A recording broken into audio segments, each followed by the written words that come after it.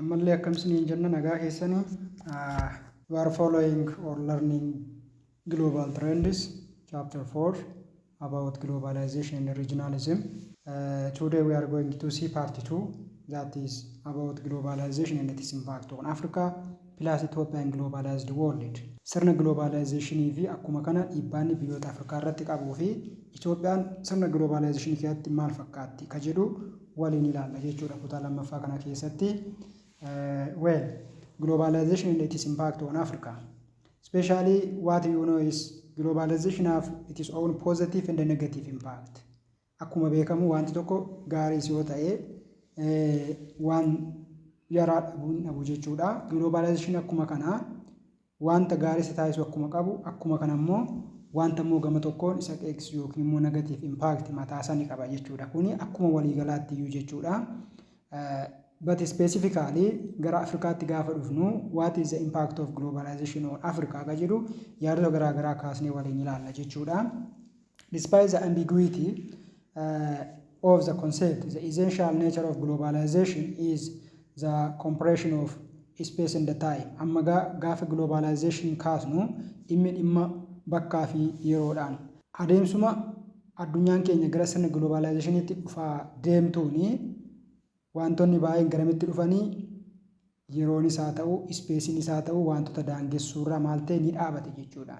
So people from distance area are able to and in fact obliged to interact with one another intensively and in wide range of what areas. Kanaaf sababii kanaatiin biyyoonni biyyuma kamillee jiraatan fageenya isaa jiraatanii eessa yoo jiraatanii akka namoota biyya biraa yookiin immoo golee addunyaa biraa faana walitti dhufanii maal ta'aniiru dirqamaniiru jechuudha. It may be through communication or through transportation. Karaa kallattiiwwan garaa garaatiin namoonni walitti dhufuu biyyi walitti dhufaa biyya gaafa jennugaa biyya keessa namoota jiraata jechuudha. As a result, the world become one and the interaction among diverse people begin to look like those within a village. Kanaaf sababii globalization keenyaaf addunyaan keenya maalitti deemte gara tokko ta'uutti deemte. San irra darbee gara maalitti mandara jechuudha. Mandara jechuun kutaa naannoo tokko ta'anii namoota walitti dhiyoo ollaa jiraatan jechuudha. Kanaaf wanti Ameerikaatti ta'u akkuma waan asitti ta'etti dhageenya jechuudha. Karaa information taateen takka yoo ta'e within a minute salphumatti maal ta'a Itoophiyaa dhufa jechuudha. Kanaaf addunyaan gara maalitti deemtedha gara mandara tokkootti deemte sababii globalizationiif. Kan immoo driving force yeroo darbe ilaallee ture economy, politics, technology isaan kunneen akka addunyaan keenya gara mandara tokkotti dhuftu warra akka sababaatti ilaalaman jechuudhaan. So the terms such as one world and villagization are sometimes used synonymous for what globalization. Globalization gaafa jennu gama biraatiin one world addunyaa tokko yookiin immoo villagization mandarummaa jechuudhaan addunyaan gara ardii tokko yookiin immoo gara mandara tokkootti dhuftee jechuudha globalization yookiin addunyaa waaqafe yookaan immoo gara biraatiin globalization jechuu dandeenyaan. Globalization hin jiru amma maal ta'e globalization globalization wanti kamiyyuu maal ta'e gara naannootti dhufee jechuudha. Inni Ameerikaa jiru Itoophiyaa jira, inni Kanaadaa jiru Chaayinaa jira. So addunyaan mandara tokko taate yookiin village taateedhaan. Kanaaf as keessatti gaa aguma kana immoo impactiin inni qabaatus ni jira jechuudha. In this contemporary form, globalization is driven by variety of forces, what we have been mentioned before, like financial or the flow of financial resource. Addunyaan keenya gara mandara tokkootti akka isheen dhuftu kan taasisan yaa'insa maallaqaa qabeenya ta'uu danda'a dinagdee or economy gaafa jennu the flow of good and service meeshaalee fi tajaajila ta'uu danda'a the free flow of labor technology isaan kun economy jala galu in another way transport communication information technology plus the spread of culture from one corner of the world to the other and the global diffusion of religious ideas as well as ideologies. Isaan kun marti isaanii addunyaan keenya gara mandara tokkootti globalization yookiin immoo one world order isa jennutti akka dhuftu warra gahee isaanii taphatan yookiin immoo qooda fudhatan jechuudha. Other aspects that are unique to the present form of globalization are what? Americanization. Sirna globalization yookiin immoo sirna addunyaalessa yookiin addunyaawaa keenya har'aatiif kabraa gahee katabate maanni Americanization idhaan. the Americanization of the world. That means the propagation of universal paradigm for economic and political development and the dominance of unilateralism as a way of conducting international relations. Amma gaa Americanization gaafa jennu maaltu dhufe economically Americanization, politically Americanization, in another way imma idil addunyaa furuu keessatti unilateralism. Kanaaf addunyaan keenya gara yaada maalii fudhachuutti Americanization waan Ameerikaan jette. Namoonni gaafadhanii Ameerikaan yoo ittifatte addunyaa guutuutu qufaa akka jedhu ni jiraan. Yookiin immoo Ameerikaan qufaan qabeechuun gama biraatiin addunyaa guutuutu qufa'ee jechuudha. Kana jechuun yaadni Ameerikaa sirna globalizationii keenya keessatti maalidhaa gahee guddaa taphataa jira jechuudha. Gama siyaas dinagdeetiin akkuma kana dhimmoota walitti dhufeenya biyyootaa keessatti jechuudha. Kanaaf inni kunillee driving forces jennu keessaa akka tokkootidha. So Americanization of the world is the result of what huge and unprecedented gap between the United States and its nearest rival in each and every sphere, military, economic, technology, culture, which is in turn transformed into unequal or unequaled American influence on international issues and decision making, especially including those within the purview of what a major international institution like United Nations system, the Bretton Woods institution, World Trade Organization. Amma gaas keessatti maal ilaalla? Olaantummaa Ameerikaa ilaalla. Americanization in globalization. Americanization maanni kallattii yookiin immoo kallattii garaagaraa kallattii siyaasaatiin har'a addunyaa keenya keessatti dhageettii qabu maanni that is Americanization on American adiyaadhaan gama dinagdeetiin illee akkuma kana qoqqobbii garaagaraa biyyoota adda addaa irra kaa'uutiin technologically gaafa jennu biyyoonni kan gahee hin qaban jechuu hin dandeenyu American culture yookiin westernization ammayyummaa yookiin immoo ammayyummaa aadaa isa jennu namoonni baay'een aadaa kan isaanii dhiisanii aadaa gara eenyu gara Americanization yookiin immoo westernization gara sanatti ce'aniiru jechuudhaani kana jechuun maanni gama biraatiin dhiibbaan Ameerikaan biyyoota keessatti geessisu dhiibbaa cimaadha. Dhiibbaan isaas immoo dhiibbaa wal qixaa miti jechuudha. Maaliif gara olaantummaa Ameerikaa yookiin immoo yaada Ameerikaa fudhachuutti. Kana gaafa jennu biyya qofa miti. Inuma United Nation warri jennu United Nation systemiin iyyuu fedhiidhuma Ameerikaa hojjetuudhaan. Because America was a super power jenneerra. Kanaaf United Nation Security Council keessatti sagaleen dhagahamu American voiceidhaan. Maaliif biyyoonni shan veto power yoo qabaatan iyyuu Ameerikaan achi keessatti waa didde taanaan takka waan raawwatu hin jiru. Plus Bretton Woods institution jennee yeroo darbe kan ilaalle like IMF World Bank keessatti sagalee guddaa fi influence dhiibbaa guddaa kan geessisu zaatis waati. Ameerikaadha World Trade Organization daldala idil addunyaa keessattis akkuma kana Americanizationiidha jechuudha. Kanaaf globalization keessatti Americanizationiin illee akka inni dhiibbaa geessaa jiru biyyoota guddatanis guddataa jiran keessattis akka inni ta'e argina jechuudha. In another way, globalization has therefore increasingly taken the appearance of the transformation of the international system from multipolar or bipolar system to an imperial system under American hegemony. So, American imperialism gara sanatti jechuudha. Addunyaan multipolarii bipolarii irraa xiqqoo sababii globalizationii kanaaf garamitti deemeedha gara American hegemony yookiin immoo olaantummaan Ameerikaa akka inni dhagahamu akka inni fudhatamu ta'aa jira jechuudha. So har'umayyoo ilaalle the strategic plan of America by America president is what? Make America great again.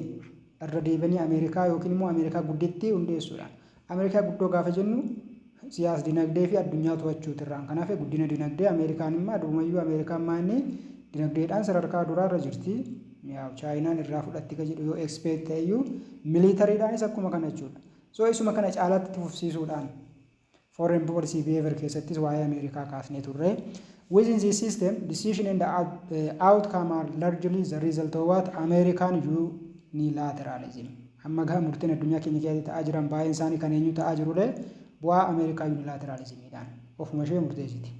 Waraana banuu waraana dhaabuu keessatti argaa ka jirru addunyaa keenya keessumaa biyyoota abbaa giddu galeessaa fi biyyoota biroo keessatti maadharee Ameerikaa waan baay'ee ofuma ishee maal gooti jidduu seentee akka murteessutti jirtu argina. So Americanizationiin sirna globalization keessatti akka inni gahee qabu arginaan.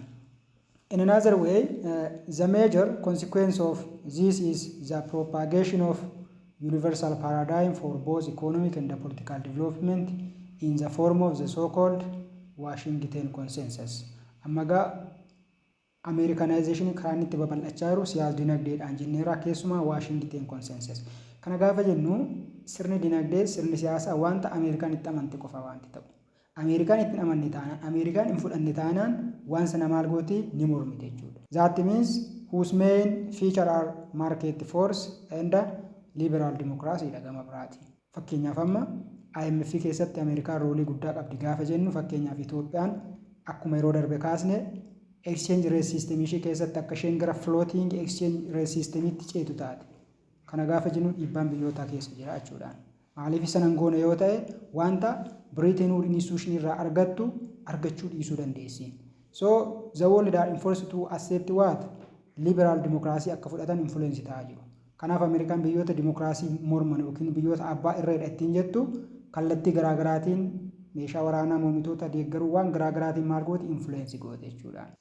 In sum, globalization seems to be what leading inexorably to the homogenization of the world, with United States as the model and as the standard by which all other countries are to be judged. Ammaga sababii globalization kanaan addunyaan keenya garamitti deemaa jirti gara one world gaafa jennu homogenization waan garaagaraatiin gara wal fakkaachuu gaafa jennu immoo to accept the model of United States of America. Modelii United States of America fudhachuudha.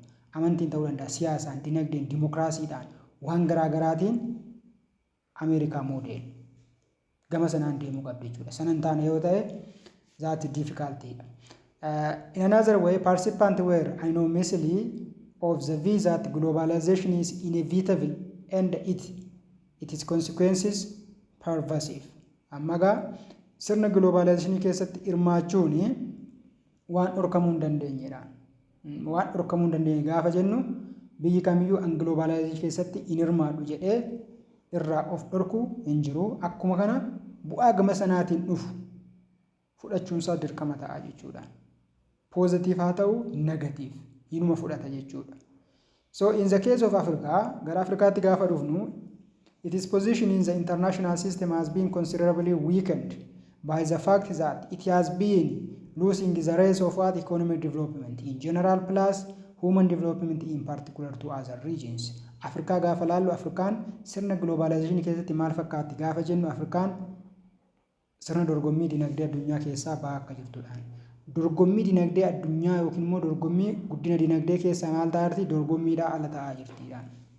Kana qofa miti human development guddinumti dhala namaallee kana gaafa jennu human development gaafa jennu beekumsaan ta'uu danda'a, teekinooloojiin ta'uu danda'a, well-being jireenya fooyya'aa jiraachuu ta'uudhaan danda'a. Isaan kanaan maal ta'aa jirti? Afrikaan gara booddeetti hafaa jirtidha. Warra kana faana dorgommaa hin jirtu jechuudha. So inuma Afrikaa keessa gargaa aga qullaa deemu sadarkaa sanatti hunting and gathering irra ka jiran illee ni jiran jechuudha. Kuni wanta giddu galeessa biyyoota Afrikaa keessa jirudha jechuudha. So this poor performance by Africa country account in part for the political and social instability. Egaa rakkoon kun immoo maalidha? Rakkoo siyaasaa, rakkoo hawaasummaa, tasgabbii dhabuun, the rise of authoritarian regimes that have characterized much of post-colonial Africa. Kanaaf isaan kun hundi isaanii Afrika garamitti geessanii gara wantoota kanaatti jechuudha. Mootoleen abbaa irreellee akka isaan ka'an keessumaa isaa gara post-colonial period akka deebi'an. So African further weakening the ability of African country to deal effectively with what? With globalization. Kanaaf sirna globalization kana faana Afrikaan dorgomaa akka hin taane yookiin humni isaanii akka baay'ee dadhabaa dhufu maal godheera taasiseeraadhaan. Especially the Cold War has had significant consequences for Africa. Waraanni qabbanaan Afrikaa irrattis dhiibbaa geessiseera. During the height of the 1960s and 1970s, the Cold War witnessed the emergence of what? Authoritarian regime in the most African country in the form of one party or military regime. Keessumaa 1960mootaa fi 1970moota keessa gaafa addunyaan two blookii lama west blookii fi east blookii gaafa ta'u maalidha? West blookiin hanga tokko dimokiraasiidhaan warri west blookiidhaan faallessan immoo westerni kanaan mormuudhaaf garamitti deemaniiru gara mootii abbaa irree one party system dictator authoritarian military rule garsanatti deemaniiru jechuudha. So dhiibbaa kanallee geesseera. This was largely a result of what support of the two bloc to keep Africa country in their what respective camp. Akka biyyoonni Afrikaa kun waan dura keessa turan keessaa hin baane taasiseera. Maaliif warri Eastern yookiin immoo Eastern bloc yoo ta'e Eastern bloc baay'een isaanii dictator governmentidha. Kun haqa addunyaarra jiru waan ta'eef. Kanaaf yaada dimokiraasii yookiin yaada liberaalizii warra Western kan akka fudhatan hin taasisan. Kaampidhuma isaanii keessa akka turan taasisu. Akkuma kana warri Western kaampii yookiin yaaduma isaanii keessa akka turan taasisaa turaniiru. So with the end of the Cold War, support has been withdrawn by the major power for many African countries considered no longer of what strategic importance. Ammagaa erga waraanni qabbanaan yookiin Cold War dhumatee booda deeggarsi biyyoota Afrikaaf kennamus maal ta'e achumaan hin dhaabate jechuudhaan. Kana booda Afrikaan yookiin immoo barbaachisummaan yookiin immoo istirateejiin Afrikaa irratti qaban maal ta'e hin dhaabate. Sana booda biyyoonni Afrikaa garamitti deemanii gara dhimma ofii isaaniitti deeman jechuudha. Yookiin immoo dorgommiin isaan sirna globalization keessatti qaban inni maal ta'e akka inni hir'achaa dhufe argina jechuudhaan. In another way, this has entailed an increase in the number of the so-called failed state in Africa during the last 2 decades. Kanaaf bu'aa waraanni qabbanaan suni biyyoonni dura kaampii garaagaraatti irra ibsan gaafa dhiisanii ba'anii isteetonni maal ta'anii amma gara failed stateidha. Isteetii kufee gaafa jennu maalidha daangaa isaanii biyya isaanii yookiin birmadummaa biyyaa nageenya uummata isaanii eegsisuu hin dandeenye. Maaltu dhufee wal waraanuutu dhufe jechuudha aangoo irratti. Maaliif baay'een isaanii dura sirna militarizimii yuunitarii paartii waan paartii siistemiidha. Kan ammoo kan morman immoo mormitoonni gaafa ka'anii biyyi maalitti kuftee waraana jechuudha. Fakkeenyaaf amma Horn of Afrikaa yoo fudhanne Somaaliyaan failed stateidhaan humna lamatu keessa jira. Al-Shabaab hin jira, humni biyya bulchuu jira. Amma gara Liibiyaa yoo deemne Liibiyaan kutaa lamatti wal qoodame. Akkuma kana gara Sudaan yoo deemne Sudaan amma jeneraalota lamaan gidduutti maanni wal waraanaa jirti jechuudha. Failed state. Mootummaan giddu galeessaa biyya kana hoogganu yeroo dhibu jechuudhaani kuni bu'aa san akka ta'etti kaasa. So the development has also been inimical to the emergence and the consolidation of effective democratic and developmentally oriented regime in Africa. Kanaaf egaa kun immoo maalidhaa keessumaa dimokiraasiin Afrikaa keessatti akka hin babal'anne akkuma kana guddin biyya Afrikaa keessatti dhufullee keessumaa wanta rejiim yookiin immoo warri aangoora jiran jedhan sana qofa irratti akka fookas ta'u ta'eera jechuudha. Kanaaf dimokiraasiin akka hin babal'anne guddinni barbaadamullee akka hin dhufne maal godheera danqaa ta'eera. In addition, the end of the Cold War has witnessed an overall decline in the strategic importance of Africa. Walumaa galatti egaa Afrikaan yookiin immoo barbaachisummaan Afrikaan sadarkaa idil addunyaatti qabdu maal ta'ee decline ta'e hin kufee jechuudha. So biyyoonni guddatan Afrikaa faayidaa ofii isaaniif yoo ta'e irraan kana har'umayyuu dhimma isaan ittiin ilaalaniif hin qaban. Strategic area warra jennu fakkeenyaaf Horn of Afrikaa keessaa biyya muraasa maaliif siruureersii wantoonni garaagaraa waan darbaniif sanarraan kan hafe they don't care about Africa. In Samzan, the Cold War and its demise has worked against democracy and economic development in Africa jedhan. Walumaa gala xumurri waraana qabbanaa kuni maal fidere dimokiraasiinii fi dinagdeen Afrikaa keessatti akka hin guddanne maal ta'eera danqaa ta'eera. The problem therefore lies in Africa, a position in the global system and not in the specific form taken by what? By globalization. Kanaaf Afrikaan sirna globalization keessatti rooliin isheen qabdu akka maal ta'uudha akka inni gadi bu'u yookiin immoo rooliin ishee baay'ee murtaa'aa akka inni ta'u taasiseera jechuudhaani. In general, what are the specific impact of globalization on Africa? Keessumaa addumatti dhiibbaan sirni globalization Afrikaa irratti fide maal yoo jenne political impact fi economic impact haa jechuudhaan. Especially in case of political sphere gama siyaasaatiin yoo ilaalle erosion of sovereignty dhaan birmadummaan biyyaa maal ta'e haramee akka badu ta'een especially on economic and financial matter as a result of the imposition of models, strategy, policy of development on Africa country by the IMF, World Bank, World Trade Organization. Sababii kanarraan kan ka'e birmadummaan Afrikaa maal ta'eera haramee badeera. Amma sirni siyaas dinagdee Afrikaa maal irratti hundaa'a yaada warri kun dhiyeessaniifidha. IMF'n World Bank World Trade Organization akka jedhutti hin deemne taanaan maalidhaa fudhatama hin qaban jechuudha. Kanaaf imaammata baasuu fi karoora baasuu fi gaayid gochuu keessatti warri kun roolii qabu. Kuni political economic impact sirni globalization Afrikaa irratti fidedha. In another way, globalization for the most part does not facilitate the establishment of economic conditions necessary for genuine democracy and good governance to take solid roots and thrive. Ammaga globalization Afrikaanota baay'ee keessatti maaliin finneedha? Sirna ikonomii cimaa akka isheen uumtu, akkuma kana immoo sirna dimokiraasii cimaa fi sirna bulchiinsa gaarii lafa qabate akka isheen hin uumne maal godheera? Taasiseera. Maaltu jira? Afrikaa irratti competitioniis ni jira jechuudha. Keessumaa ideoloojii warra westernii fi warra easternii iddootti hin baanillee ni jira. Gama biraatiin biyyoonni adda addaa rebel group humna riphee lolaa Afrikaa keessa jiru kallattii adda addaatiin yeroo isaan deeggaran argina jechuudha. Inni kun immoo dinagdee irrattis, siyaasa irrattis, bulchiinsa gaarii irratti dimokiraasiinis akka hin dhufne gahee isaa taphateeraadhaan. Inuma warri Afrikaa durumaanuu maalidha? Warra aangoo barbaadanidha. Gaafa carraa kan argatan immoo gonkumaa aangoo dabarsanii kennuun barbaadan jechuudha. So there is a reduction of the capacity of government to determine the control event in their country. Kun immoo biyyoonni kun akka wanta daangaa isaanii keessatti ta'u hin to'anne akka isaan humna dhaban taasiseera. Akka isaan humna dhaban taasisee jira jechuudha.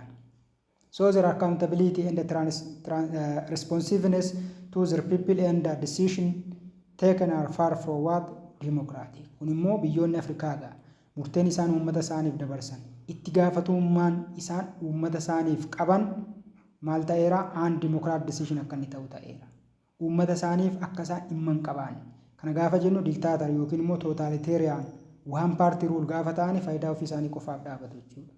Maaliif humnaan ijaaraman waan ta'eef gaaffii uummataatiif iddoon kennanii uummataaf itti gaafatamummaa hin fudhatan jechuudha. Kun maanni bu'aadhuma globalizationiin karaa al kallattiitiin biyyoota Afrikaa irratti fide yookiin immoo biyyoonni Afrikaa kun eastern western kaampii jala turuu isaaniitiin dhiibbaa dhufedhaanii inni kaasu.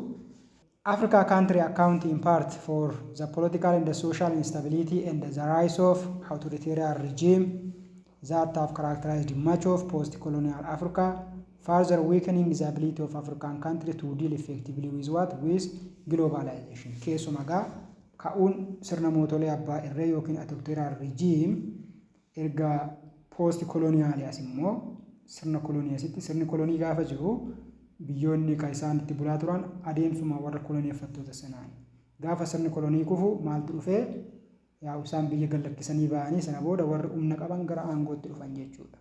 Warri humna qaban gara aangootti dhufan jechuun waan fonqolchuutu itti fufe jechuudha. Fonqolchi itti fufe haga ammaatti iyyuu aangoo yeroo dheeraati waggoota 30 isaa ol qabatanii aangoo irra turan humnaan. Kana jechuun mootummaa abbaa irree cimaa akka isaan ijaaran isaan taasiseera jedhaan.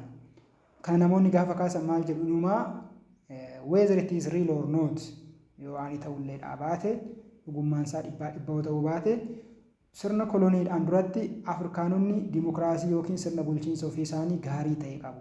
Sirna bulchiinsa gaarii isaan qaban sana kan jalaa balleesse maalidha? Sirna koloniyaalizimiidha yookiin koloniyaalizimiin immoo bu'aadhuma globalizationiiti jechuudha gama tokkoon. Kanadha achirraa kaasee biyyoonni Afrikaa sana booda maalitti dhufanii gaafa of ijaaruu yookiin mootii abbaa irree yookiin mootii gonfoo kana ta'utti dhufanii warri jedhan ni jiru.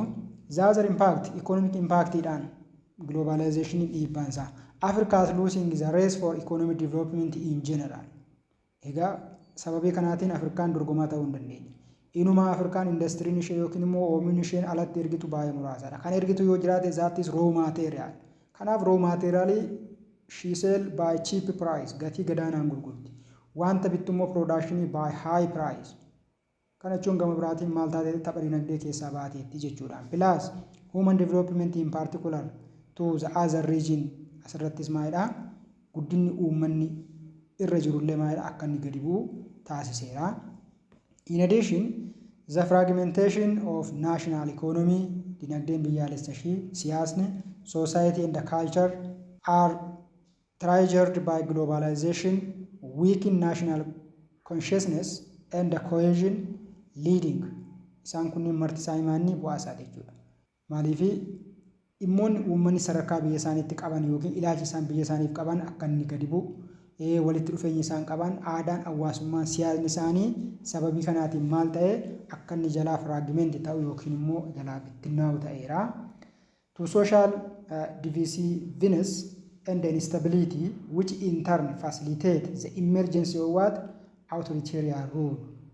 Ammagaa sababii tasgabbiin hawaasa gidduu dhibeef hawaasa gidduu wal dhiibuun waan jiruuf kun immoo gamitti geessiree authoritarian rulein akka uumamu taasiseera. A strong country are, however, in better position to fend off these negative consequences and may even see their democratic strengths. So kana gaafa laalu gaama biyyoonni gurguddooni maalidhaa ofii isaanii defend gochuu danda'u, of eeguu danda'u. Negative impact of globalization irraa defend gochuu danda'u. Biyyoonni Afrikaa garuu kana gochuu akka isaan hin dandeenye argina jechuudha. Specifically, what is the impact of globalization on Africa? The following are one of the major negative impacts of globalization on the growth and the consolidation of democratic governance in Africa. Keessumaa guddina sirna demokraasii akkuma kana tokkummaa Afrikaa irratti dhiibbaa globalization geessu kanneen armaan gadii kaasa. While calling for great accountability and the responsiveness of leaders to their people, globalization has often pressured the African leaders to adopt policy and measures that are diametrically opposite to the feeling and the sentiment of the vast majority of their people. This has led to the rise or reinforcement of authoritarian regime. Amma gaaddoo kanatti kan inni kaasu akka seelaa qajeelfamaatti warri aangootti dhufanii uummata isaaniif maal qabu itti gaafatamummaa qabu. Itti gaafatamummaa guddaa qabu jechuudha uummataaf. Haa ta'u malee sirna globalization jalatti maaltu dhufe jedhaa biyyoonni addunyaa baay'een isaanii biyyoota Afrikaa influence gochuudhaan sirna liberaalizimii, neoliberalizimii yookiin immoo democratic system yookiin immoo imaammata isaanii akka fudhatan gaafa taasisanii biyyoonni Afrikaa bushan immoo maalidhaa sana influence hin didaniidhaan fudhachuu didan. Maaliif sunnuun ta'u yaada keenya faana deemuu hin danda'u jedhanii garamitti seenan jechuudha gara humnaan waan sana ofirraa faccisu. Kun immoo maalitti geessere mootummaan abbaa irree akka inni uumamu taasisee jedha. Mootummaan abbaa irree uumame jechuun immoo gama biraatiin uummataaf maal hin qabanii dantaa hin qabanii. Tarii wanta asitti nu kaasaa jirru kun riyaalitiin isaa mami ka jedhu yookaan isin ilaaluu dandeessanii kanas ta'ee sana yaadota baay'een asirratti kaa'anidha. Maaliif dhuguma rakkoon Afrikaanotaa yookiin immoo sirni abbaa irree Afrikaa keessatti uumamuun babal'achuun guddinni biyyoota Afrikaa baay'ee gadi deemaa dhufuunsaa rakkichi rakkoodhuma globalizationiiti dhibba yoo jenne inni kuni qorannoo kabiraa bal'aasaa barbaada. Rakkoowwan baay'een Afrikaa keessas akkuma jiranitti jiru jechuudha. Biyyoonni baay'een aangootti qacichaniif mootota abbaa irree ta'anii kan aangoo gallakkisuu didaniif yookaan globalizationiidha yookiin immoo rakkoon biraa jiraachuu danda'a. So dhibba globalization jennee kaa'uun nu rakkisaadha. By defining basic and generally accepted principles of democratic governance such as good governance, transparency, accountability, in a narrow term, democracy takes on the image of something alien and imposed from the outside. Ammagaa biyyoonni Afrikaa gaafa jedhan maal jedhu sirni dimokiraasii jedhu kuni nuyi faaraadha. Wanta alaa nutti fe'amedha. Nuyi dimokiraasii ofii keenyaa qabna. Dimokiraasii biyyoonni alaa nutti fe'ani maal qabatee dhufa? Good governanceetu jira. Sirna bulchiinsa gaarii, iftoomina, itti gaafatamummaa. Inni kun immoo naaroo termiidha. Yaada dhiphaadha. Keenya yaadni sanarra caalaadha. Kun yaada dhiphaadha. Maaliif ennaan kun yaada alaa nutti dhufedha malee kan keenya miti jedhu warri Afrikaa. So globalization leads to the development of anti-developmentalism by declaring the state irrelevant or marginal to the development effort. Gama biraatiin immoo amma liberalism aadiyaa yoo fudhanne liberalism aadiyaa maal jedha? Free market deeggaraan. Free market gaafa jennu immoo dhuguma biyyoonni Afrikaa kun sirna gabaa bilisaa keessatti dorgomaa ta'anii fayyadamuu yoo jenne hin danda'anidha. Kanaaf biyyoonni Afrikaa globalization aadiyaa kan akkamitti fudhatanii anti-developmentalism akka ta'u akkasitti jechuudha kan isaan laala. This is also one of the other problem. Development strategy and the policies that focus on stabilization and the privatization rather than growth, development and poverty eradication are pushed by external donors. Rakkoo biraa Afrikaanonni kaasan maalidha? Developmental strategy. Strategy guddinaa akkuma kana poolisii yookiin imaammata maalirratti xiyyeeffate? Stabilization and privatization. Keessumaa sirna daldalaa yookiin immoo imaammata daldalaa namoota dhuunfaa giddu galeessa godhate.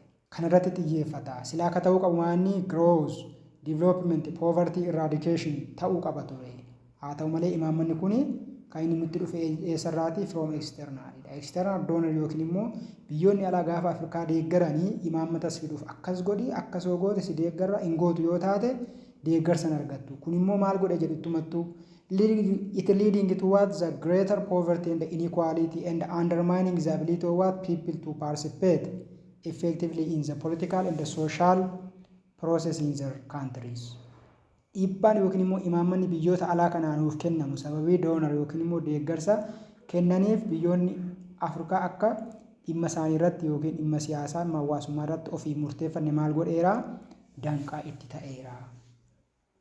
The economic specialization imposed on Africa country makes rapid and sustainable growth and development impossible. Ammagaa imaammanni alaa Afrikaa irratti fe'amu kun maal ta'eera? Akka guddinni saffisaa fi walitti fufaan Afrikaa keessatti hin dhufne maal godheera? Taasiseeraadha. Danqeeraadha.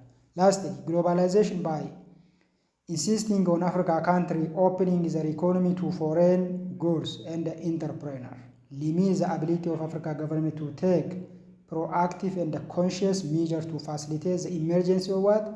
An indigenous entrepreneur class. Ammagaa sababii globalization kanaaf maaltu ta'ee jedhu warri Afrikaa wantoonni baay'een alaa dhufu, foreign goodiitu dhufa, entrepreneur wantoonni kawaa kalaqanachumaa dhufu. Kanaaf biyyoonni Afrikaa yookiin immoo isteetonni Afrikaa maal ta'eera?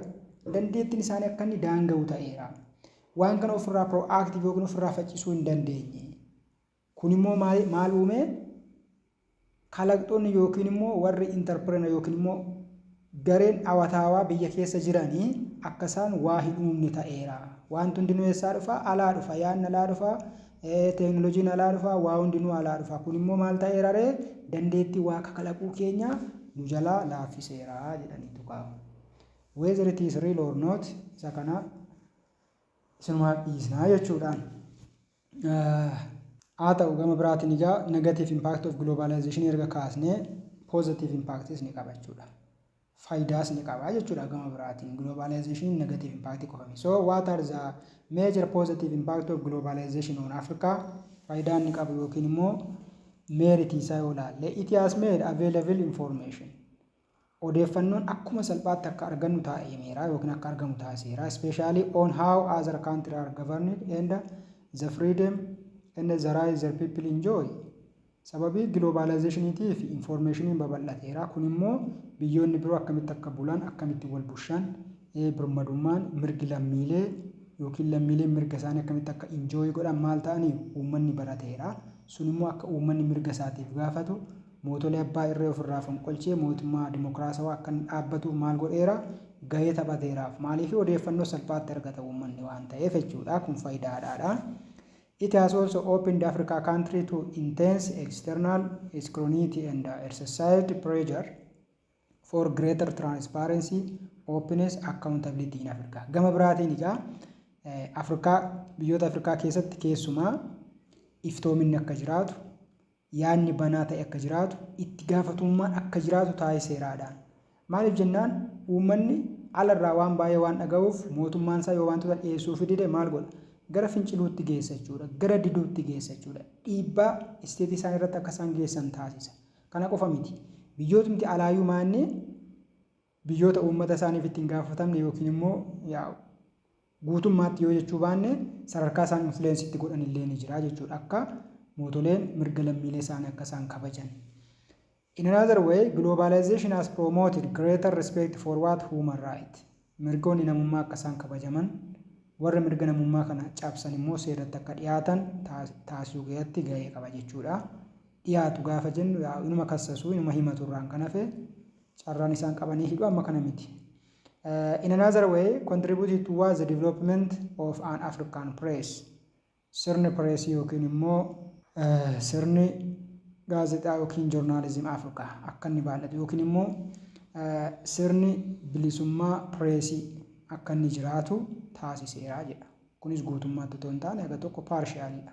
Har'ayyuu taanaan biyyoonni bilisummaa pireesii yookiin immoo bilisummaa kan akka televezyiinii, magaazin, reediyoo fi wantoota kanaatiin warra darbanii bilisummaa pireesii yookiin immoo gaazexeessitoota kan ugguran akkuma jiranitti ta'ee aga tokko garuu jijjiiramni akka dhufu taasiseera. Inni kun bu'aa globalizationitiidha. The other one is the issue of Ethiopia. Ethiopia in globalized world. Itoophiyaan immoo sirna globalizationii keessatti maal fakkaatti? Gaheen ishee akkamii? Gahee maalii taphatteedhaan? Yeroo baay'ee Itoophiyaan addunyaadhaaf maal buustee maal gumaachite kan jedhu gaafa ka'u deebiinsaa muraasa ta'uu danda'a. Haa ta'u sirna globalizationii keessatti Itoophiyaan akkamitti mul'attiidhaan? Ethiopia is one of the countries marginally emerged to the capitalist system during the post-Cold War era. Kanaaf sirna globalizationii keessatti Itoophiyaan sirna kan fudhattee turte sirna capitalist systemidha. Keessumaa during Emperor Haile Sillaasee fa'aa yoo fudhanne Haile Sillaasee relationiin isaa warra kan faana warra westernidha. Miire westernidha like Britain, United States of Americaadha. Kana jechuun capitalist systemidha. Sirna globalized isa kam keessatti capitalist systemitti akka isaan fayyadaman. Haa ta'u malee after the demise of Haile Sillaasee for 17 years waggaa 17 gaafa dargiin dhufu immoo Itoophiyaan garamitti jechuudha gara socialismiitti akka isheen jijjiirratti argina jechuudha. That means the east block dura gara west block than the east block yookiin socialist taate jechuudha. Deebitee immoo Itoophiyaan garamitti deebite jechuudha to the capitalist systemidhaan. So the course Ethiopia took to federalized and democratized, for instance, the FDR government or Federal Democratic Republic of Ethiopia constitution bears the mark of what? Globalization. Kunis bu'aama globalization jedhaan. Sirna federalizimii fudhachuun akkuma kana immoo yaa ugaama kumarraa gaafa laallu Itoophiyaan Federal Democratic Republic of Ethiopiaadha. Kuni western ideology jechuudha. Capitalist systemii jalatti waan madhuufudha jechuudha. Kanaaf kana jechuun gama biraatiin Itoophiyaan maal keessa jirti jechuudha? Sirna globalizationidhuma kana keessa jirti jedhaan. So the positive impact of globalization on Ethiopia, negative impact akkuma jirutti ta'ee positive impact uumaadha Itoophiyaadhaaf hoo jenne with the meticulous planning and strategic thinking, Ethiopia achieved amazing economic transformation and gained a lot from the positive opportunity of globalization. Guddina dinagdee Itoophiyaa keessatti jiru kanaaf jijjiiramoota dhufaniif akkuma kana bu'aawwan biroo akka isheen argattu globalizationiin Itoophiyaa gargaareedha. Asitti amazing economic transformation jedhee ka'a. Hagas mara amazing yoo ta'uudhaa baates aga tokko wantoonni baay'een alaa akka galan saayinsii, teeknooloojiin guddinoonni kanaan wal qabatan baay'een isaanii akka dhufaniif kun immoo Itoophiyaan sanarraa fayyadamaa akka taatu taasiseera. It has also benefited from the technology one garagaraa from knowledge transfer, free movement of ideas, people's finance. Isaan kun akkasaan salphumatti beekumsi daddarbu yaadni biyya tokko gara biyya biraatti yaada gaafa jennugaa through internet, through YouTube kanaan yaada argannachuudhaan akkuma kana namni illee biyya tokko gara biyya biraa akka dhaqu gama sanaan immoo yaa'insi maallaqni biyyoota biraarraa gara Itoophiyaatti akka ergaman kanneen keessatti maal ta'eera Itoophiyaa fayyadeeraadhaan. Kanaaf globalizationiin akkuma negative impact qabu positive impact isaallee akkuma kana baay'ee guddaa akka ta'edha. In another way, negative impact immoo negative impact of globalization on Ethiopia yoo laalle the expansion of information communication opened historically closed door of what Ethiopia to new religious and secular values that affect the religiously and the social solidarity of the people. Ammagaa globalization keessa maaltu jira? Expansion of information and communication tu jira. Kun immoo maaliif balbala bane jedha? New religion amantiin haaraan gara Itoophiyaa akka dhufu. Secular value yookiin immoo namoonni ilaalcha dhuunfaa qaban ilaalcha dhuunfaa sana qabatanii gara biyya kanaa akka dhufan. Kana jechuun gama biraatiin solidarity yookiin immoo tokkummaa biyya kanaa gidduutti garaagarummaan akka uumamu taasiseeraadha. Kana gaafa jennu fakkeenyaaf Itoophiyaa keessa amantii meeqatu jira? Amantiin kun jirachuun gama biraatiin namoonni maal jechuudha? Amantii kana sababa godhatanii wal qoqqoodu jechuudha. solidarity yookiin immoo tokkummaan jaalalli isaan gidduu jiru sababii kanaan maal ta'aadha ni hirama. Yaadonni haaraanis uummata kana adda hiran akkuma kana gama kanaan dhufaniiruudha. This reflect in the rise of what religious radicalism or religious fundamentalist warri jedhan immoo sababii kanaan dhufaniiru. Amantii dawoo godhatanii amantii kanaan fiixatti ba'u jechuudha. Fiixatti ba'u yookiin religious fundamentalism. Maaliif amantii kanarraan kana fi amantiin kan sirrii miti jedhanii amantii sana dawoo godhatanii uummata kan warra kaan miidhuu, qabeenya warra kaan, mana warra kaan jalaa barleessuu, barbadeessuu kanneen kun fiixatti ba'uu amantii yookiin immoo fundamentalist warri jedhaman illee sababii kanaan akka uumaan amantii dawoo godhatanii kun impact of globalizationidha. Socio-cultural impact of the Western values amply observed in urban centers. Inni kan biraan the perishing of culture jennaan. Aadaan duudhaanii fi safuun hawaasni keenya qabu maal ta'etti become perished hin bade jechuudha. Maaliin bakka bu'ee by Western culture and Western value'dhaan. Aadaan uffannaa aadaan kamiyyuu ammayyummaa yookiin magaalummaadha jechuudha. Akka duriitti uffachuun akka safuu fi duudhaa hawaasaatti uffachuun maal ta'e nafe aadaa ammayyummaa yookiin magaalummaa yookiin immoo araadaa isa jedhan sana gara fudhachuutti dhufanii kun dhiibbaa globalizationiti. Additionally, the globalization dynamics contribute to the rise of radical nationalism and ethnicity. Inni kun immoo kabiraati. Keessumaa fiixatti ba'uu sabboonummaa. Sabboonummaan akkuma jirutti ta'ee sabboonummaa sana qabatanii fiixatti ba'uu. Sabummaa qabatanii fiixatti ba'uu. Saba kana malee sabni biraan jiru yoo nu ta'e malee ka biraan jiru yoo nu hin jiraanne biyyi kun hin jiraattu ka jedhu jechuudha. Sabboonaan yookiin abbaan biyyaa nuumadha warri kaan biyya kana keessa biyya ijaaruu keessatti qooda hin qabu yaadota jedhanillee fideeraa jedhanii. The other one is the prevalence of human trafficking. Kuni namaan daldaaluudhaan. Migration godaansa seeraan alaati. Inni kuni dhiibbaan ni fidedha jechuudha. Namoonni butamanii isaa ta'uu sossobamanii isaa ta'uu gama garaagaraatiin daldaalli namaa ni jiraata. Akkuma kana karaa seera alaatiin godaansonni garaagaraa ni jiraatu. Inni kun dhiibbaa globalizationiin fidedha jechuudha. To sum up, Ethiopia has benefited less from globalization than its negative influences. Kanaaf haga xiqqaa fayyadamteetti jechuudha.